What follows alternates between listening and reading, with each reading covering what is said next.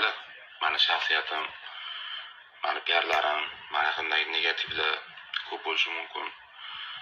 Men shu kungacha rozi bo'lib kelganman. Boshimga otilayotgan toshlar bu sinov bo'lsa kerak, o'tib ketsa kerak. Vaqt soati kelib kim qanaqaligini hamma ko'rsatadi deb.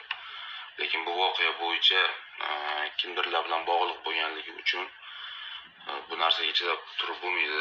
Chunki men qani shu kungacha kutdim. Chunki shu 7-noyabr Ozoda Nursaidovaning kliplari syomkasi jarayonidan boshlab mana shu kungacha qizimiz o'sha Sabrinaga deyarli 4 oy 5 oydan beri 100% holatda men yonida turganman. Faqat orada bir marta safarda bo'lib qoldim. Bir marta bular o'zimiz aloqaga chiqamiz deganliklari uchun men yonida bo'lmaganman. Va o'sha ikkinchi operatsiya muammosi ko'tarilganda men aytdimki, buni o'sha summasini avval aniqlaylar dedim. Lekin men bunaqa katta pul qilib bera olmayman. Men jamoa bilan yig'ilib gaplashamiz, ko'ramiz, o'ylaymiz degan gapni aytdim.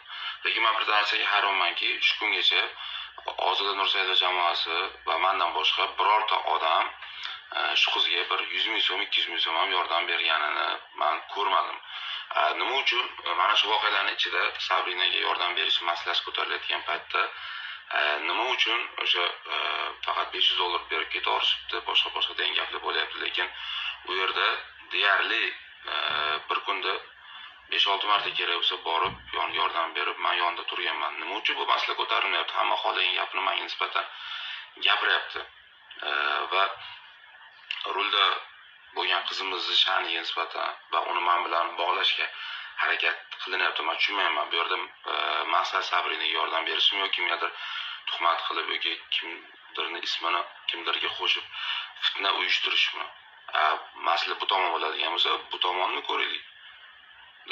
Bu tomoni bilan shug'ullanaylik. Agar masala shu bo'ladigan bo'lsa, bu bo'yicha har bitta syomka jarayonida ishtirok etganlar va o'sha rulda bo'lgan qizimiz hamma ustidan tergov jarayonlari olib borildi va ish sudga oshirilgan.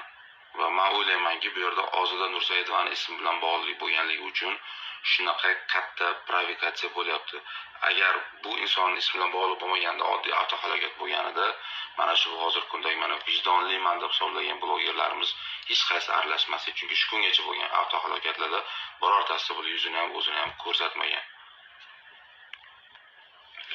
Men Sabrina voqeasi bo'yicha munosabat bildirmoqchiman. Ya'ni kim shu Ozoda Nursaidovaning klip jarayonida bo'lgan voqea bo'yicha birinchidan bu yerda Sabrina meni shogirdim. Shaxsan meni studiyamda ijod faoliyatini yuritgan qiz. Shu sababdan men u jarayonda to'liq ishtirok etganman. Faqat o'sha avtohalokat vaqtida sodir bo'lgan vaqtda 2 soatcha u yerda bo'lmaganman. Va bir narsani aytib o'tishim kerakki, mayli, meni juda yomon bola deb biladiganlar bor ekan. Men haqimda juda negativni o'zimning hamkasblarim ichida fikrda bo'lganlar bor ekan. Men o'zimga do'st, yaqin inson deb bilgan insonlarim deyarli hammasi o'sha aynan o'zimizni yaqinlarimiz tomonidan men juda yomon gaplar eshityapman.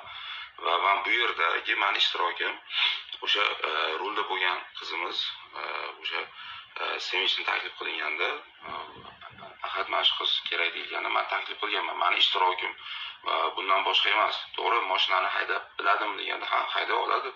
Bu viloyatdagi syomkalarimizda ham juda ko'p syomkalarimizda o'sha juda yaxshi haydaydi, yaxshi haydagan deb gaplarimni gapirganman va bu bo'yicha men javob berishga tayyorman.